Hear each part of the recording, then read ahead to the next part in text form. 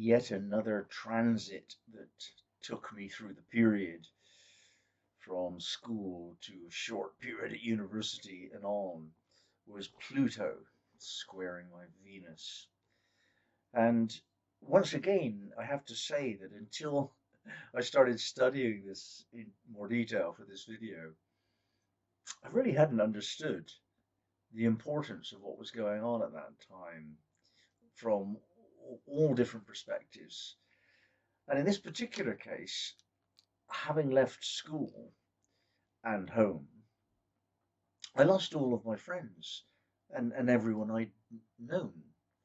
And I went to university and I didn't like the people there very much because they were all cleverer than me and uh, in some ways less mature. I think my headmaster at school was a forward-thinking man, and he put us through this college system in the sixth form.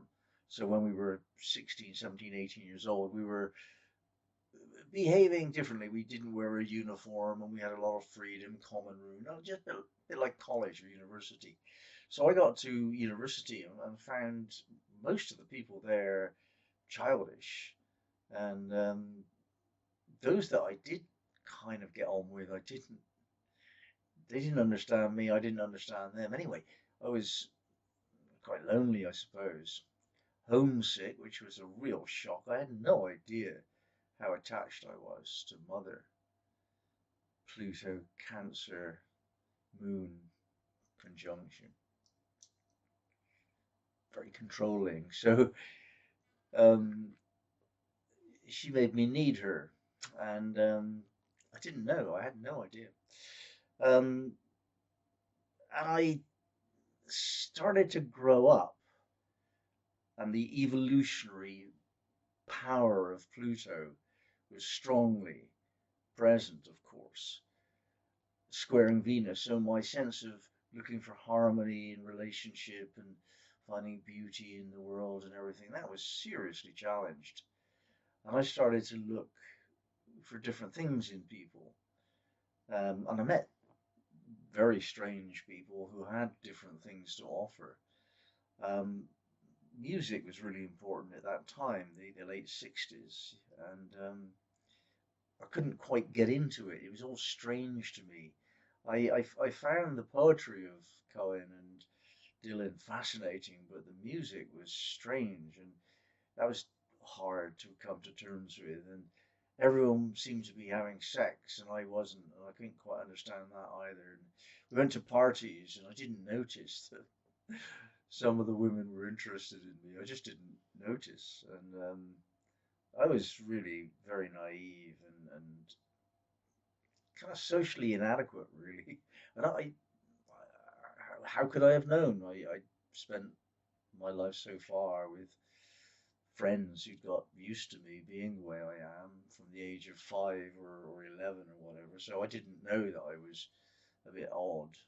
And I found out at university that, like so many of the people that are studying this material, we come across as strange to others who don't believe in astrology or not interested in spirituality of the sort of stranger type. And so we're the strange ones. And I had to come to terms with the fact that I am seen as strange.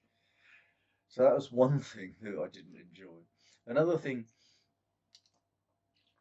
I had no way of understanding what was going on when some woman fancied a love affair with either me or my best friend. She didn't care which. And she offered tickets to some concert when both of us were there. And I said, "Oh, yeah, I'll come." And that was her guile. She was going to seduce whichever of the two of us turned up at this concert with her. So that was my initiation into the mysteries of that kind of level of involvement with people. I couldn't take it. I said to my parents, like, I've had enough. I can't continue this. I'm dropping out. So I got on a train and I met two women sisters, one of whom really was the spitting image of my mother. in all of her personality characteristics. She was a prettier version. And I just fell in love with my mother. How cliched is that? And that led eventually to the failed marriage that punctuated the next 7 years of my life. And yeah, thank you, Pluto square Venus. Anyway, let's get some words said on the topic. Is Pluto square Venus. Our evolutionary process forces greater awareness by being at cross purposes with our sense of harmony in relationships. Relationships are now an area of tangible tension. Perhaps we realize that our loved ones are not on the same page as us anymore, and we are forced to reevaluate and readjust the values we have subscribed to and co-created whilst relating with them. These changes seem to be beyond our conscious control, demanding that we face the challenges and move forward with renewed or redefined commitment. Any new relationships that begin now are powerfully alluring and likely feature an intense attraction, but should be approached with a significant degree of caution. Are we truly connecting with someone based on an authentic understanding of who they are? Or are we indulging in our old trauma responses, triggered by our addiction to excess and drama, captivating us yet ultimately producing toxic results?